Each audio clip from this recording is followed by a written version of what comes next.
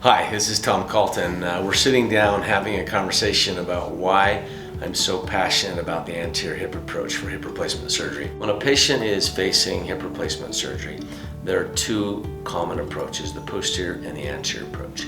The posterior has been more common in the past. The anterior is considered more of a newer approach. As we dive into the concepts of anterior approach hip replacement surgery, you'll see some videos, some pictures, a lot of the specifics of how we do hip replacement through the anterior approach, why we do it through the anterior approach. You'll learn about the table, the specific instruments we use, how we take and critically analyze x-rays, how the implants can be put in more precisely.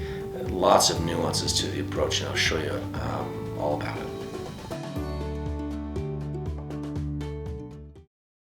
You have to kind of go back to the early days of my training and my career.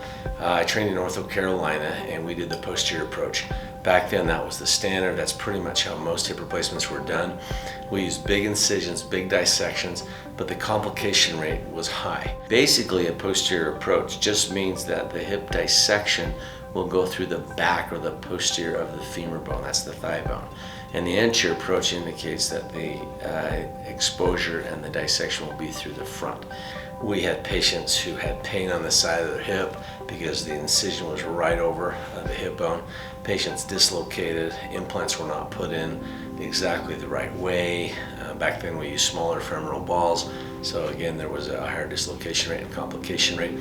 Well, I'm sitting in a bus about 2005 and I hear some guys talking about a new way to do a hip replacement.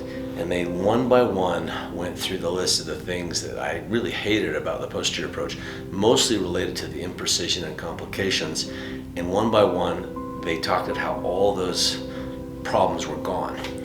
I was immediately intrigued. I found out quickly that a fellow, Joel Mata down in Los Angeles, was innovating this whole process, and he developed some equipment. I got home, booked a flight, went down to LA, went scrubbed in with Joel, and there began my I guess love affair with the anterior hip approach. An interesting story, the very first case that I did back in '07, I was giving a talk that day to a filled conference room in the bottom of the hospital, and I'd just done the first anterior approach.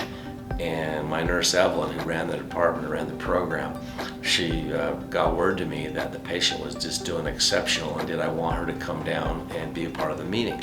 And I, a little bit reluctantly, but I agreed. And the patient, cute little gal, she walked in as I was giving the talk and introduced her, asked her, what did you have done and when did you have it done? And she said, I had my hip replaced this morning. I think it was a lunch meeting around 12 or 12:30. And she walked in without a limp. She did not have a cane or a walker. I was pretty much dumbstruck. So one of the things that I most like about the anterior approach to hip replacement is where the skin incision is.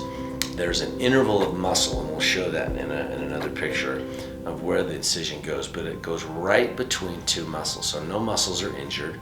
The incision is actually put just to the posterior side of one of the muscles, and so the healthy muscle underneath the incision helps prevent infection. The incision does not need to be very long because of how close it is to the hip joint itself. And when you sleep at night, the incision is not on the side and it's not exactly on the front, and so it's very comfortable. And you can immediately go home, sleep on your side, sleep on your front, sleep on your back, and the incision does not get in the way. It is not tender. I think you'll love it if you choose the anterior approach for your hip replacement. One of the things I'm most passionate about in the anterior hip approach is our ability to be precise. With the posterior approach, precision was, for me, very difficult. And the anterior approach allows us to place the patient on the HANA table, take very precise x-rays. We then do the procedure, we put the implants in place, and then we check. We actually check along the way. And the patient may need a little extra length, and prior to the surgery, we'll check on that length, and maybe 1/8 of an inch or 1/4 of an inch. And not only are the components well positioned, but we can get very exacting on the length. And if you don't need any length, we're exact about not giving you length. And that is just something that takes a little bit of time. We have to take x-rays, we trace those x-rays and do overlays. And I take great pride in getting it exactly just right. And I love that part of the procedure because we don't get any surprises with post-op films or x-rays taken in the office 2 weeks later we know the case is done well, and if there's adjustments to be made, we make them in the OR before we close the wound. So in the anterior approach, precision was the thing that most enamored me at first. But the thing that I didn't know that was going to happen was the fact that patients just don't hurt very much. I hear countless times that I didn't take a single pain pill after the procedure. Patients that have had the surgery on Friday or Thursday, they walked Saturday, they went to church on Sunday, and they went to work on Monday, and they don't take pain pills. So we just didn't realize that the patient wouldn't hurt after the anterior hip approach. One of the key benefits of the anterior approach is a lower dislocation rate.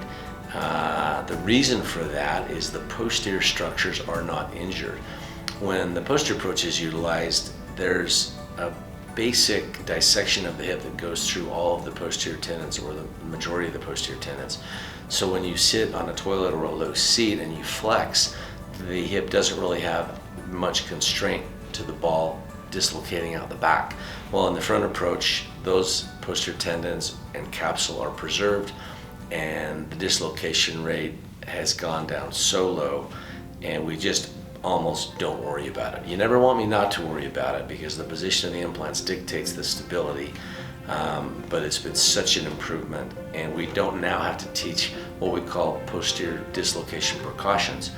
So we basically tell patients, just be a little gentle, don't bend and twist too much, but patients go right back to pretty much normal activity as soon as they get home from the anterior approach.